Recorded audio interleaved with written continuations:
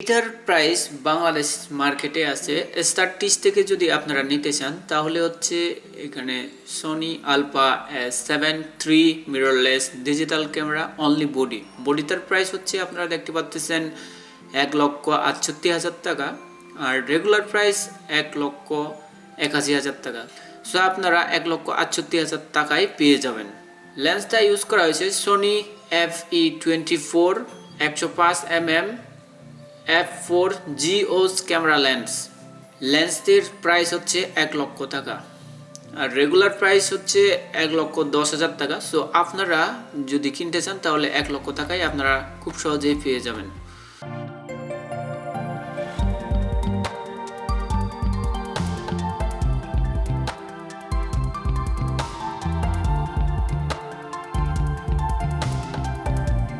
আজকে আমি যে ক্যামেরা নিয়ে আপনাদের সামনে ভিডিও করতেছি ওই ক্যামেরার রিভিউ দিব এন্ড ওইটার প্রাইস কত, ওটার সাথে কি কি ব্যবহার করতে হয়।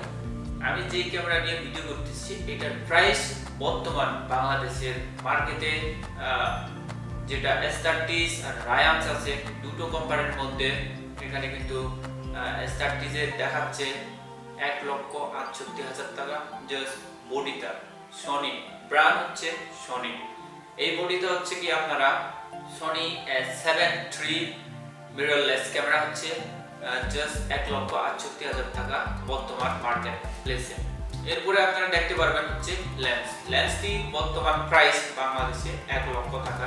তো এখানে হচ্ছে ফোকাস পয়েন্ট 4 পয়েন্ট আর হচ্ছে আপনারা এটা প্রাইস পাচ্ছেন 1,00,000 টাকায়। তো এখানে ক্যামেরার রিভিউতেও কিন্তু আপনাদের দুটো জিনিস লাগবে। মিররলেস ক্যামেরা কিন্তু লেন্স ছাড়া ছবি তোলা যায় না, লেন্স লাগবে আর বডিও লাগবে।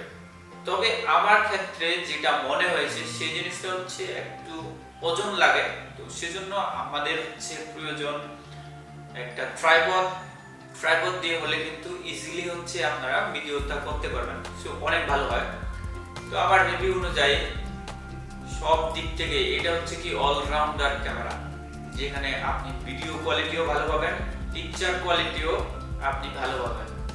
একেবারে মনে করেন ফটোগ্রাফাররা যেরকম করে, কারণ ফটোগ্রাফার করতে গেলে কিন্তু আলাদা আলাদা লেন্স ব্যবহার করতে হয়। এখানে কিন্তু আপনারা সবকিছু পাচ্ছেন, মানে হচ্ছে ভিডিও কোয়ালিটিও ভালো পাবেন আর হচ্ছে কি ফোকাস পয়েন্টও ভালো পাবেন আর পিকচার কোয়ালিটিও এভারেজে থাকবে। যেরকম আমাদের কিন্তু f4 আছে, ফোকাস পয়েন্ট 4 আছে, সেজন্য কিন্তু ব্লার একটু কম হবে। তো যারা ফটোগ্রাফার, প্রফেশনাল ফটোগ্রাফার তাদের জন্য কিন্তু আলাদা লেন্স লাগে, 1.8 লাগে, ওগুলোর প্রাইস আরো হাই হয়, তো 10 লক্ষের উপরেও যেতে পারে। সেজন্য হচ্ছে আমাদের এই মিড রেঞ্জে আপনার ভিডিও কোয়ালিটিও একেবারে ভালো পাবেন, পিকচার কোয়ালিটিও এভারেজ পাবেন। তো সেজন্য হচ্ছে এই সময় হয়ে এই প্রাইস রেঞ্জটা একদম পারফেক্ট আছে যারা হচ্ছে কি মিডিয়াম কোয়ালিটির লোক। ভিডিওটি ভালো লাগলে লাইক করবেন, পেজে নতুন হলে ফলো করবেন। Thank you so much for watching.